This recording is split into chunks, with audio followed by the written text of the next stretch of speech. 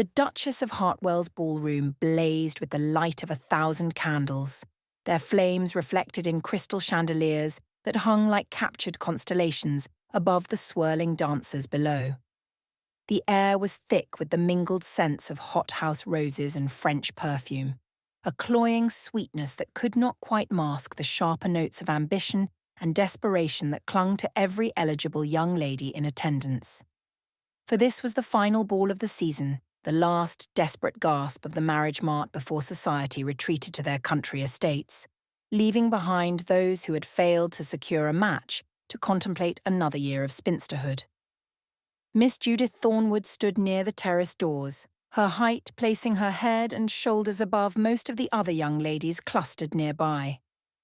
At 5 feet and 10 inches, she towered over the delicate porcelain beauties that society prized, her willowy frame making her impossible to overlook and equally impossible to ignore. Her auburn hair, arranged in an elegant but unfashionable style of her own devising, caught the candlelight like autumn leaves touched by sunset, drawing eyes that quickly looked away when they took in the full measure of her stature. "She has appeared again," whispered Lady Cromwell behind her fan to her companion.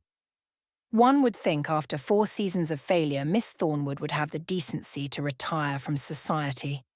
Instead, she stands there like a lighthouse, drawing attention to her own unsuitability. The words carried to Judith's ears with painful clarity, as such whispers always did. She had learned years ago that the Ton possessed no talent for discretion when it came to cataloguing her many failures. Too tall, too clever, too outspoken, the litany had become as familiar as her own heartbeat, a constant companion through endless ballrooms and drawing rooms where she had been weighed, measured, and found perpetually wanting. At 24, Judith had long since abandoned any hope of making a brilliant match. Indeed, she had largely abandoned hope of making any match at all. The gentlemen of the Ton preferred their wives small and dainty, easily managed and pleasantly decorative. They wanted women who would grace their arms without challenging their intellects, who would bear their children and manage their households without ever presuming to voice an opinion on matters of consequence. Judith possessed none of these desirable qualities. She had opinions on everything from the corn laws to the management of agricultural estates, and worse still, she expressed them. She read books that were not novels, discussed politics with her father's friends, and had once corrected a Viscount on a point of classical history at a dinner party. That particular indiscretion had cost her any remaining chance with the Viscount in question, who had thereafter referred to her as that insufferable blue-stocking to anyone who would listen. "Judith, darling," her mother's voice, cut through her reverie. Lady Thornwood approached with the determined expression of a general marshalling troops for one final assault. "Lord Pemberton has expressed interest in being introduced. He is recently widowed and looking for a sensible wife to manage his household." Judith suppressed a sigh. Lord Pemberton was 60 if he was a day, possessed of gout, a notorious temper, and 4 children from his previous marriage who were, by all accounts, utterly ungovernable. He was also, her mother's tone implied, the best she could hope for. "Mother, I hardly think Lord Pemberton and I would suit," Judith began. "Nonsense," Lady Thornwood interrupted briskly. "You are in no position to be selective, my dear. Your father's patience is not infinite, and your younger sisters cannot make their debuts while you remain unmarried. It simply is not done." The familiar guilt twisted in Judith's chest. Her 3 younger sisters, all of them blessed with the petite frames and gentle dispositions that society admired, were indeed waiting in the wings for their chance at the marriage mart. At 17, 19, and 21, they grew older with each passing season that Judith failed to secure a husband, their own prospects dimming as they aged past the first bloom of youth without ever having been presented.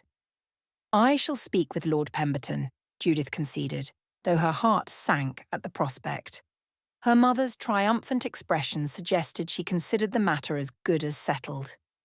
As Lady Thornwood bustled off to arrange the introduction, Judith turned toward the terrace doors, seeking a moment's respite from the stifling atmosphere of the ballroom. The night air beyond the glass beckoned, cool and clean, promising temporary escape from the weight of expectations and the sting of whispered criticisms. She had just placed her hand upon the door handle when a commotion near the entrance drew her attention. The butler's voice rose above the general murmur of conversation, announcing an arrival that sent a ripple of excitement through the assembled company. His lordship, the Earl of Winterbourne. The dancing faltered. Conversations died mid-sentence. Every eye in the ballroom turned toward the entrance, where a figure stood, framed in the doorway like a portrait come to life. Leonard Harcourt, 4th Earl of Winterbourne, surveyed the assembly with an expression of barely concealed tedium. He was tall, with broad shoulders that filled his impeccably tailored evening coat and dark hair that fell in careless waves across a forehead marked by lines of thought rather than dissipation. His features were strong rather than handsome, his jaw square and determined, his nose slightly crooked from some long-ago injury, but it was his eyes that arrested attention. They were the grey of storm clouds gathering over moorland, sharp and penetrating, missing nothing as they swept the room. He has not attended a society function in 3 years, Lady Cromwell breathed, her earlier spite forgotten in the face of this far more interesting development. Not since Lady Winterbourne passed. He must be looking for a new wife, her companion replied eagerly. He has no heir, after all. The title will pass to that dreadful cousin of his if he does not produce a son. The speculations spread through the ballroom like wildfire through dry grass. Judith watched the Earl navigate the sudden onslaught of attention with practiced indifference, his expression never wavering from one of polite distance as matchmaking mammas thrust their daughters into his path. He accepted their curtsies with correct courtesy, exchanged the requisite pleasantries, and moved on without committing to a single dance or making any promise of future calls.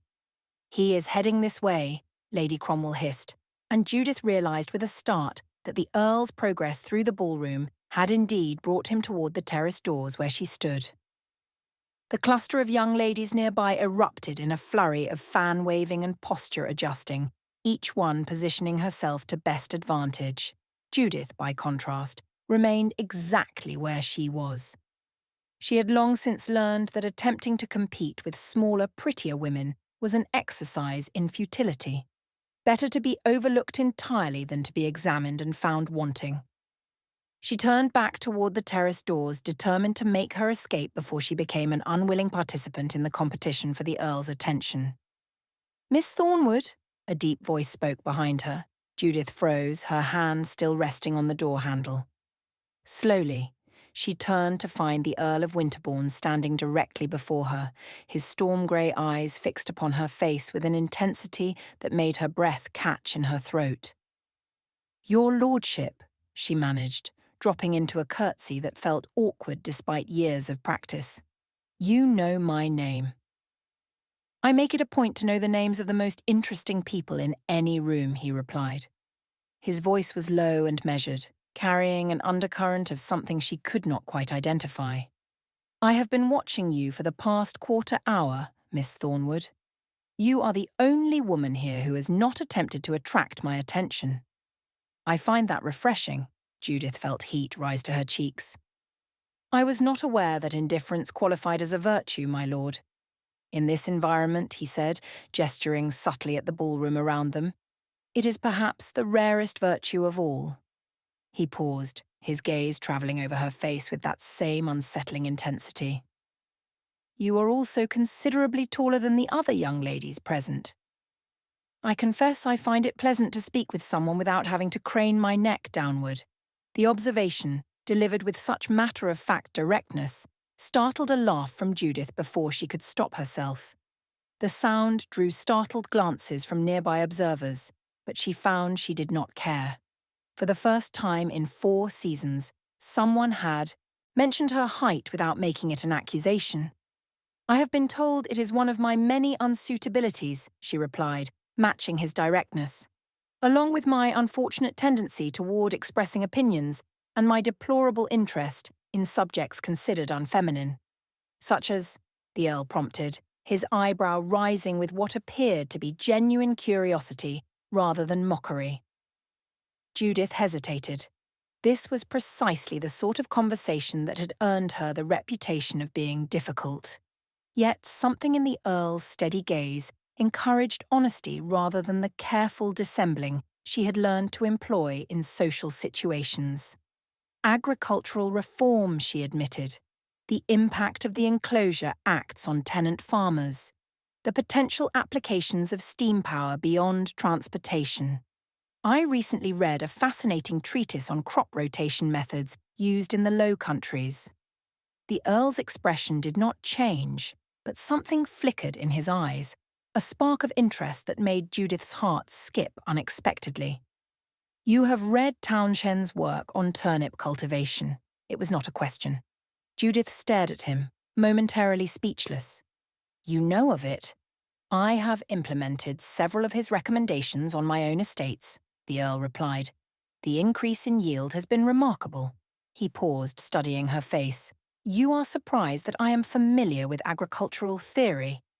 I am surprised that you would admit to such familiarity in this setting, Judith countered. Most gentlemen prefer to discuss hunting and gambling when in society. Most gentlemen are idiots, the Earl said flatly. Then, seeming to realize the impropriety of the statement, he added, Forgive me. I have spent too long away from polite society.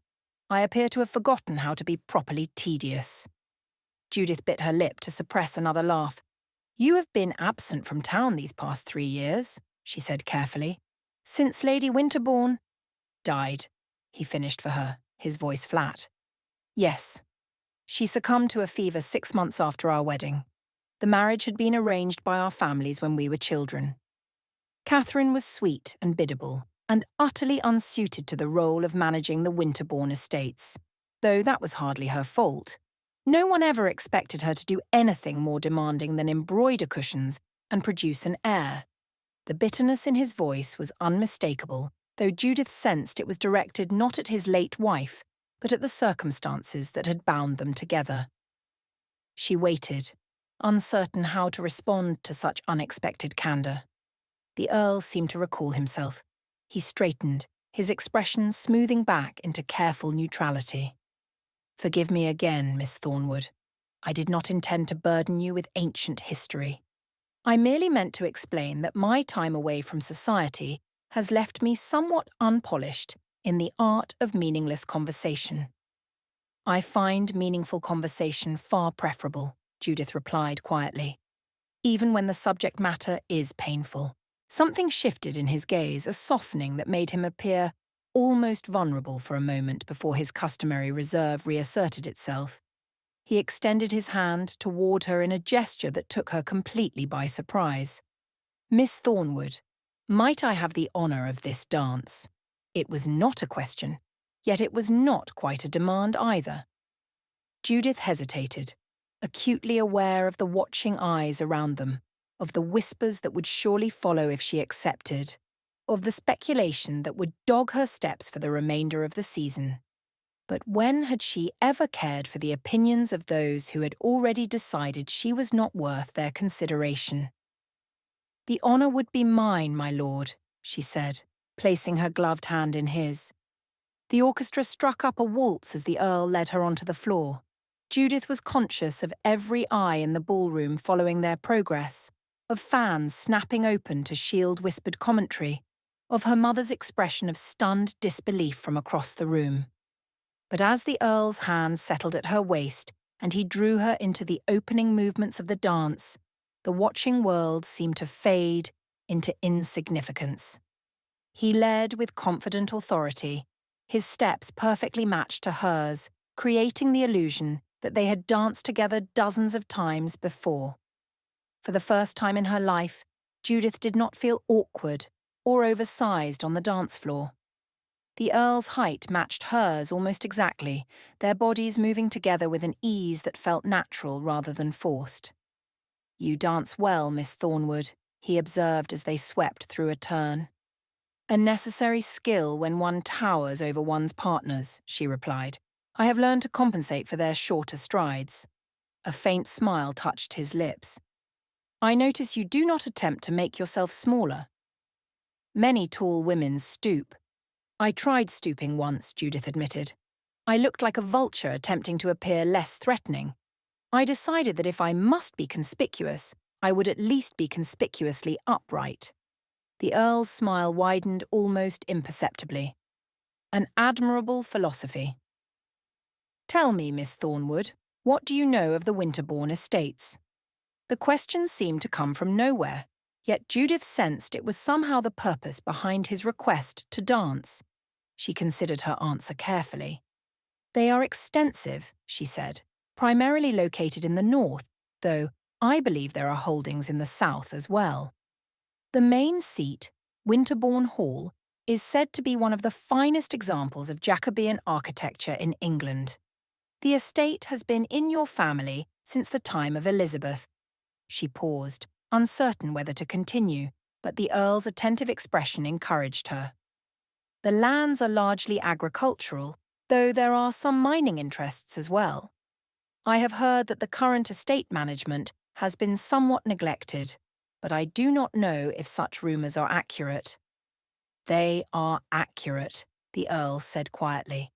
My father was more interested in politics than in land management, and I was occupied with the army until his death forced me to sell my commission.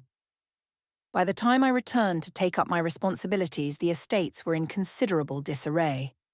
And now, Judith prompted, now I am attempting to repair decades of neglect while simultaneously satisfying society's expectation that I produce an heir.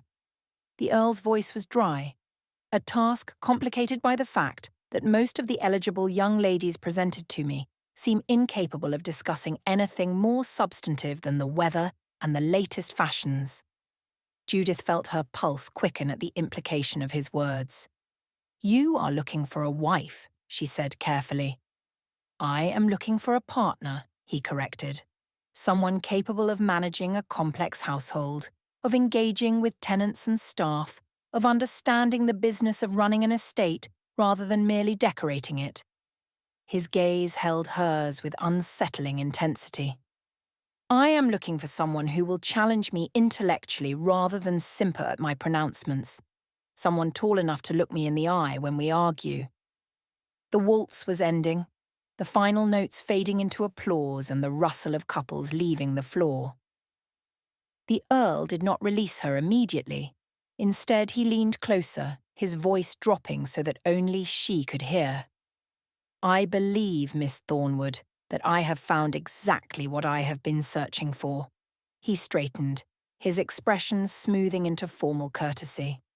I shall call upon your father tomorrow to discuss the matter further. Before Judith could formulate a response, he bowed over her hand and was gone, melting into the crowd with the same mysterious efficiency with which he had appeared. She stood alone on the edge of the dance floor, her mind reeling with the impossibility of what had just occurred. Around her, the whispers had reached a fever pitch. She caught fragments as she made her way back toward the terrace doors, her original intention of escape now more urgent than ever. Did you see? The Earl actually danced with Miss Thornwood. Surely it was merely a curiosity. He cannot possibly be serious. Perhaps he has lost his mind. That would explain his long absence from society.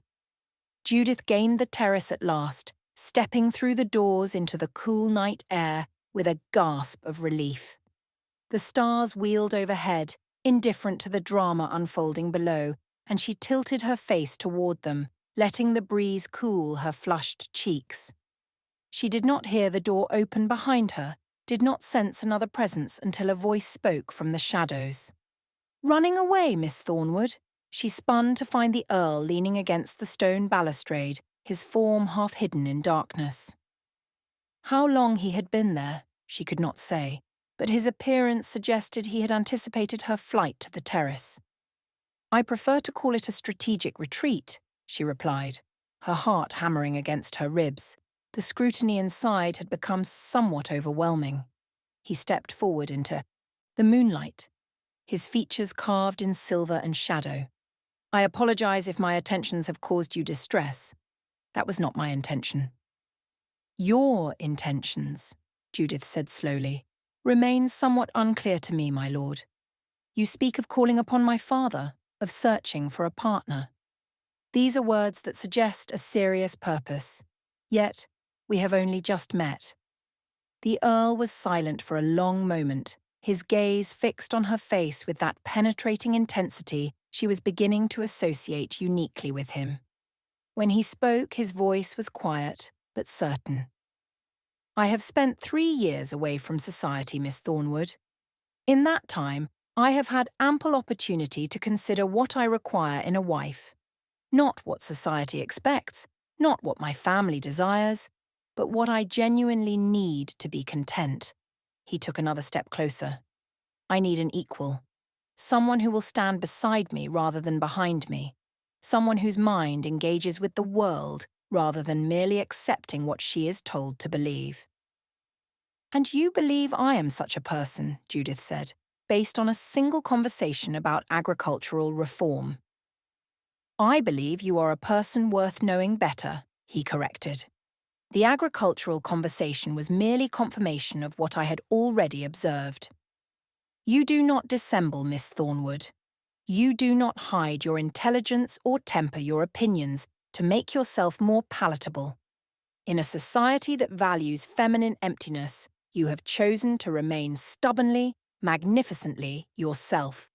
The words struck Judith with unexpected force. She had been called stubborn before, usually as an accusation. She had never heard it framed as a virtue.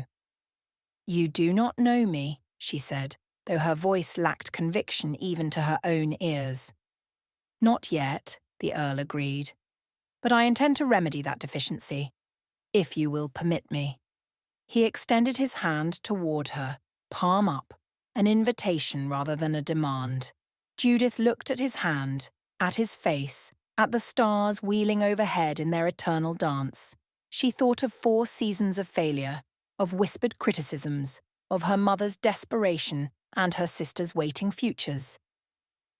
She thought of the way it had felt to dance with a man who matched her stride for stride, who looked her in the eye without craning his neck, who spoke of partnership rather than possession. Her hand found its way into his, her fingers curling around his palm with a certainty that surprised her. I shall permit you, my lord, she said quietly, and I shall endeavour to know you in return. His smile, when it came, transformed his austere features into something approaching warmth. Then let us begin, Miss Thornwood. We have, I suspect, a great deal to discuss. The following weeks unfolded in a whirlwind of unexpected developments. True to his word, the Earl called upon Mr. Thornwood the very next morning, closeting himself in the study for over an hour, while Judith paced the drawing room and her mother alternated between hope and horror at the prospect of her difficult eldest daughter actually securing a match. He wishes to court you, her father announced when he finally emerged, his expression somewhere between bewilderment and relief. Properly and with serious intent. He has asked permission to spend time in your company, to engage you in conversation, to determine whether you might suit one another. And you gave your permission, Judith said, more statement than question. I gave my enthusiastic permission, her father replied. Winterbourne is wealthy, titled, and apparently possessed of sound judgment, despite what society may say of him. If he wishes to court my daughter, I see no reason to refuse him. Lady Thornwood's reaction was more complex.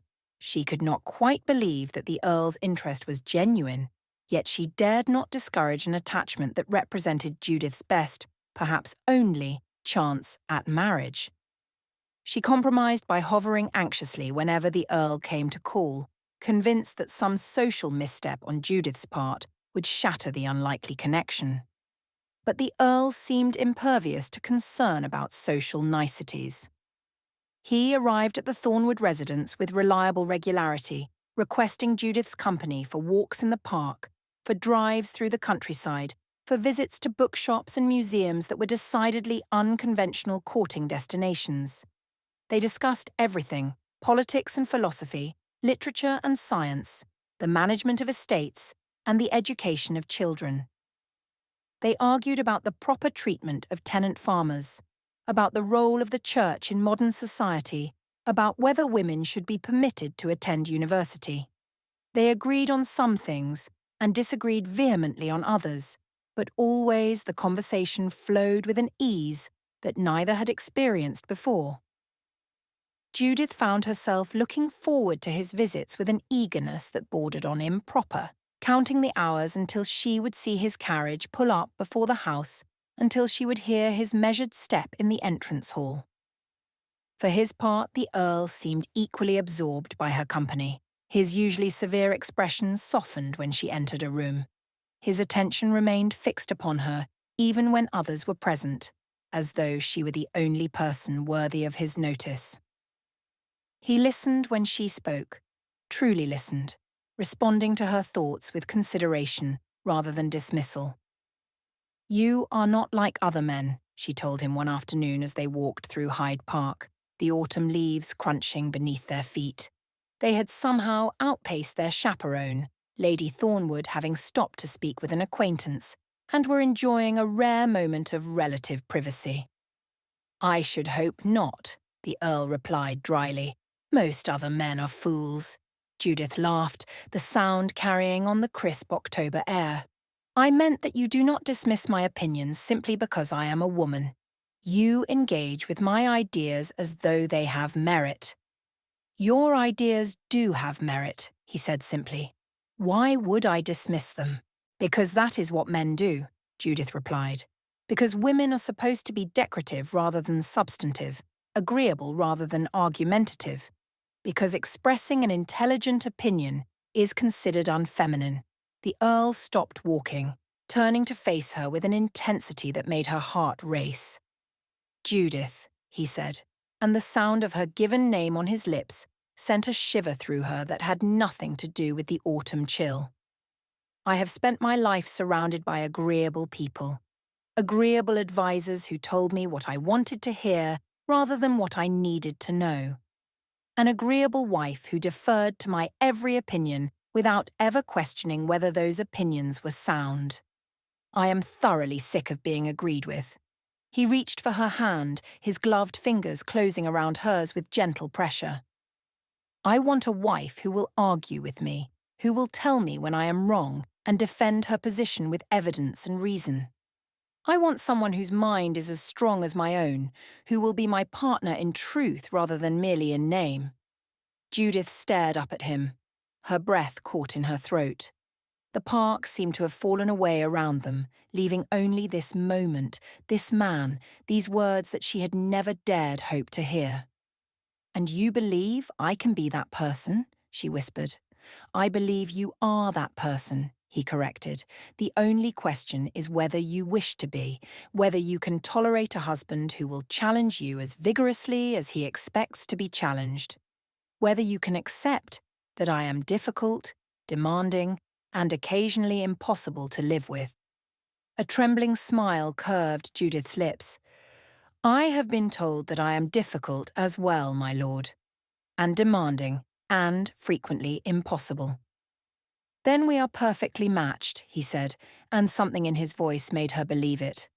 The proposal, when it came, was as unconventional as everything else about their courtship. The Earl did not go down on one knee in a moonlit garden or present her with poetry and roses. Instead, he arrived at the Thornwood residence one morning with a sheaf of papers under his arm and a determined expression on his face. "I have had my solicitors draw up a marriage settlement," he announced without preamble, spreading the documents across the drawing-room table. "I wish you to review it before giving me your answer." Judith stared at him, then at the papers, then back at him. "You are proposing marriage by presenting me with legal documents. I am proposing partnership," he corrected. "A partnership should begin with clear understanding of terms." He gestured at the papers. "You will find that the settlement is rather more generous than most. I have included provisions for your independent income, your control over your own property, and your authority regarding the management of the household. I have also specified that our children, should we be blessed with them, will be educated according to your preferences as well as mine. Judith's hands trembled as she picked up the first page. She scanned the dense legal language, her heart pounding as she recognized the magnitude of what he was offering. This was not a standard marriage settlement. This was a document that treated her as an equal partner rather than a dependent possession. This gives me more independence than most wives could dream of, she said slowly. This gives you what you deserve, the Earl replied. His voice was quiet but firm. I have watched you, Judith. I have seen how you chafe against the restrictions society places upon you. I will not be the instrument of further constraint. If you marry me, you will be my partner in truth, with all the rights and responsibilities that implies. She looked up at him, her eyes bright with unshed tears. And what of love, my lord? Is that too unconventional to be included in our partnership? The Earl was silent for a long moment. Then he stepped forward, taking her hands in his grey eyes soft with an emotion she had rarely seen him display. Love, he said slowly, is not something I had expected to find in marriage. My parents' union was arranged, as was my first marriage. I believed that affection, at best, was all one could reasonably hope for. His thumbs traced gentle circles on the backs of her hands. But then, I met you, Judith Thornwood. A woman who stands tall in a world that wishes her small. A woman who speaks her mind in a society that demands her silence. A woman whose intellect matches my own and whose spirit refuses to be diminished. He raised her hands to his lips, pressing a kiss to each knuckle. I did not expect love, he continued, his voice rough with emotion. But I find that I have discovered it nonetheless. I love your height and your opinions and your impossibly quick mind. I love that you argue with me and laugh at my jokes and make me think about things I had never considered before. I love you, Judith, and I am asking you to be my wife. The tears that had been threatening spilled over, tracking down her cheeks in silver streams. She did not attempt to wipe them away, too overcome to care about propriety or appearance. Yes, she whispered. And then again, stronger, yes. I will marry you, Leonard. I will be your partner and your wife, and the mother of your children.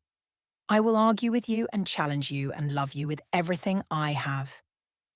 His smile, when it came, was radiant, transforming his severe features into something approaching beauty.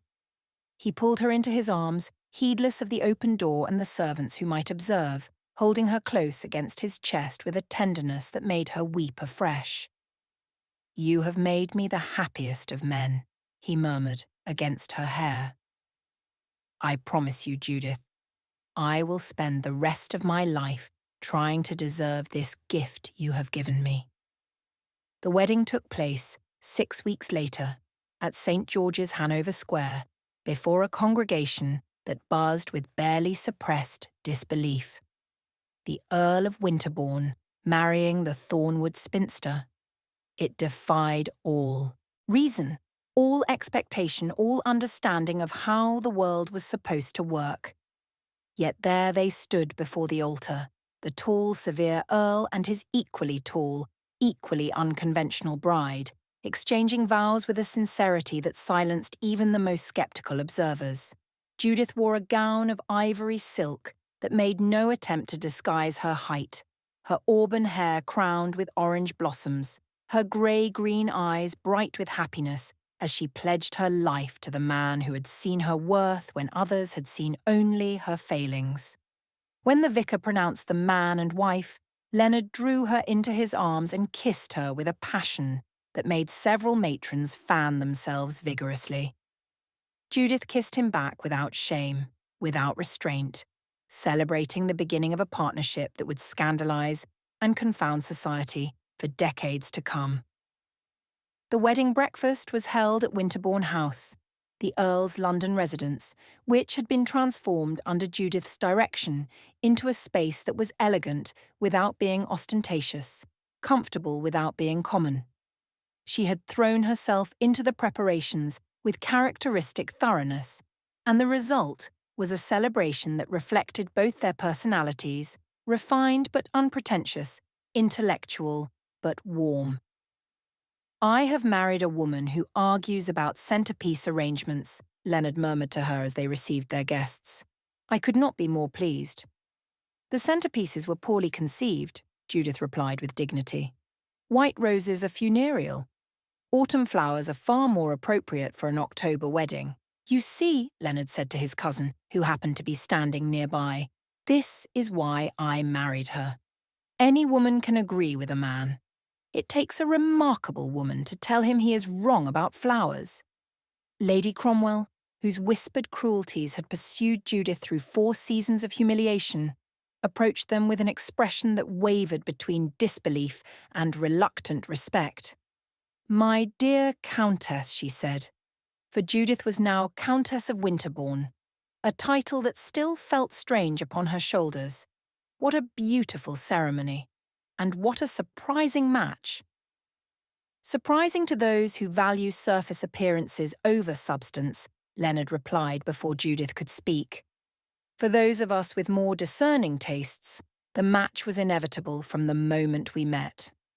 Lady Cromwell's face reddened, but she managed a tight smile before moving away. Judith watched her go with a sense of satisfaction that she knew was uncharitable but could not quite suppress.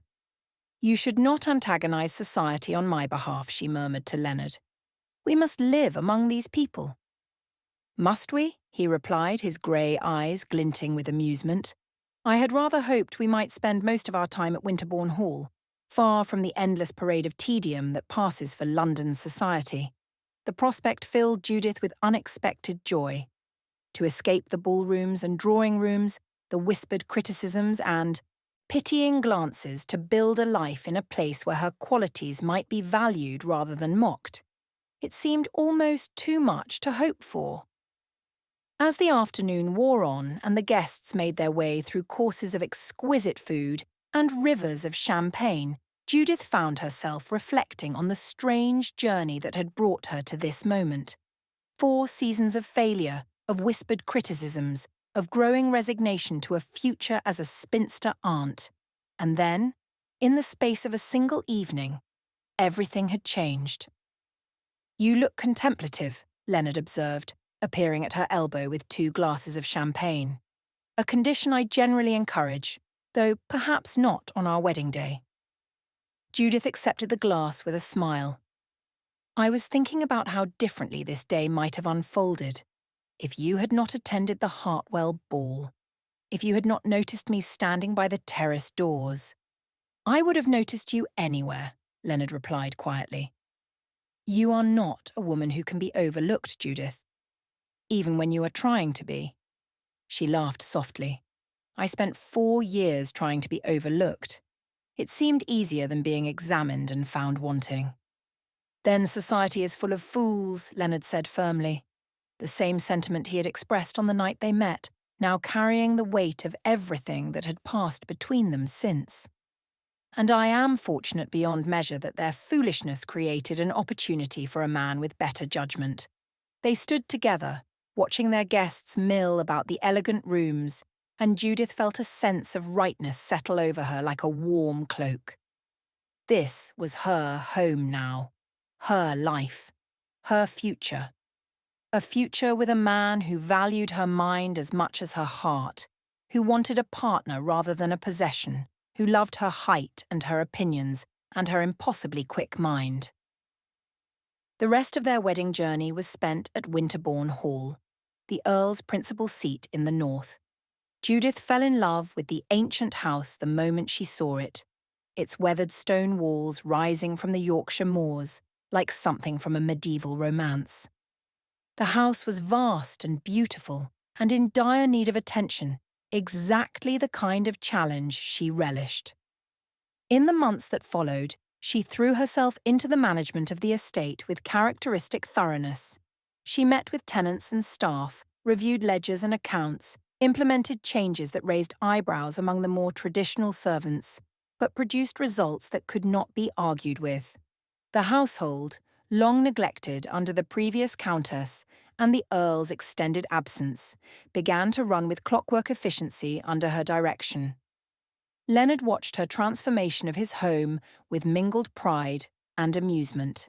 He had known she was capable, had chosen her precisely because of that capability, but even he was surprised by the depth of her talents. She had a gift for management that extended far beyond the theoretical knowledge she had accumulated from books. Instinctive understanding of how to motivate people and allocate resources that would have been remarkable in a man, and was nothing short of astonishing in a woman. "You have revolutionized my household," he told her one evening as they sat together in the library, she with her account books and he with his correspondence. "I believe the servants are both impressed and slightly terrified of you." "Only slightly," Judith replied without looking up from her calculations. "I shall have to try harder." He laughed, setting aside his letters to watch her work. Her brow was furrowed in concentration, her lips moving slightly as she calculated figures in her head, and he thought she had never looked more beautiful than in this moment of utter absorption in a task she loved. Their first child, a son, was born the following autumn, red-haired and vigorous, screaming his displeasure at the world with a set of lungs that promised he had inherited his mother's determination to make himself heard. They named him Edward, after Judith's father, and Leonard held him with a tenderness that brought tears to her eyes. "He will be tall," Leonard predicted, examining his son's long limbs with satisfaction. "And if he inherits even a fraction of your intelligence, he will be formidable." "I hope he inherits your stubbornness," Judith replied, exhausted but radiant in the aftermath of childbirth. "The world needs more people who refuse to accept things as they are simply because that is how they have always been." 2 more children followed in subsequent years. A daughter with her father's dark hair and grey eyes, and another son who seemed to have inherited the best qualities of both his parents. The nursery at Winterbourne Hall echoed with the sounds of childhood, laughter and tears and endless questions that Judith answered with patience and thoroughness, treating even the most absurd inquiries as worthy of serious consideration. "Why do you explain things to them?" Leonard asked once, watching her describe the workings of a steam engine to their 5-year-old daughter. Most parents would simply tell a child not to bother her pretty head with such matters. "Most parents are raising the next generation of people who accept things without question," Judith replied. "I am raising children who will think for themselves." Society, predictably, had opinions about the unconventional Winterbourne household. The Countess was too involved in estate management, too outspoken on political matters, too indulgent with her children. She attended lectures at the Royal Institution and corresponded with scientists and philosophers, pursuits that were considered distinctly unfeminine. She and the Earl were known to engage in spirited debates at dinner parties, disagreeing openly on matters of policy and philosophy, a spectacle that shocked observers accustomed to the careful choreography of aristocratic marriages. But the Winterbourne estates thrived under their joint management, the tenants prospered, and the children grew into intelligent, confident young people who seemed destined to make their own marks upon the world. And Leonard and Judith, despite the passage of years and the accumulation of grey in their hair, continued to challenge and delight one another with a partnership that had only deepened with time. On the evening of their 20th wedding anniversary, they sat together in the library at Winterbourne Hall, much as they had on countless evenings before.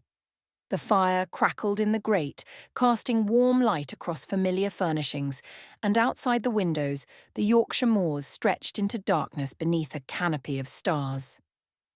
"Do you remember," Judith asked, "what you said to me on the night we met?" Leonard looked up from his book, his grey eyes softening as they always did when they rested upon her face. "I said many things that night. You will have to be more specific. You said you had found exactly what you were searching for. She smiled, the expression still capable of making his heart skip, despite 2 decades of familiarity. A woman who was too tall, too smart, and too outspoken. I said you were everything I had been searching for, he corrected gently. And I was right. He set aside his book and crossed to where she sat, lowering himself onto the arm of her chair. 20 years later, I am more certain of that than ever. Judith leaned into him, her head resting against his shoulder with the ease of long habit. I spent 4 seasons convinced I was unmarriageable, that my height and my opinions and my stubborn refusal to be something I was not had rendered me unfit for the only role society deemed appropriate for women. And instead you became the finest countess Winterbourne has ever known, Leonard said. A partner in truth, exactly as I hoped. He pressed a kiss to her hair. I am grateful every day that society's foolishness created an opportunity for a man with better judgment. She laughed softly, the sound still capable of warming him after all these years. We have been fortunate. We have been deliberate, he corrected. We chose each other, Judith. We chose partnership over convention, substance over appearance, truth over pretense. Fortune favours such choices. Outside, the wind whispered across the moors, carrying the scent of heather and the promise of rain. Inside, the Earl and Countess of Winterbourne sat together in comfortable silence, their hands intertwined, their hearts aligned, their partnership as strong as it had been on the night a tall, unconventional young woman caught the attention of an earl who was searching for exactly what she had to offer. They had defied expectations, challenged conventions, and built a life together that scandalized and inspired in equal measure. And in the end, that was perhaps the greatest victory of all. Not merely finding love in a world that prized appearance over substance, but creating something real and lasting from qualities that society had deemed liabilities. Too tall, too smart, too outspoken. Everything the Earl had been searching for, and everything that had made them both exactly what the other needed. Their story would be told for generations afterward, passed down through the Winterbourne family as proof that happiness was not found in conformity, but in the courage to be precisely who you were meant to be. Their grandchildren would sit at their feet, listening with wide eyes as Judith recounted the night a severe earl had asked a tall spinster to dance, changing both their lives forever.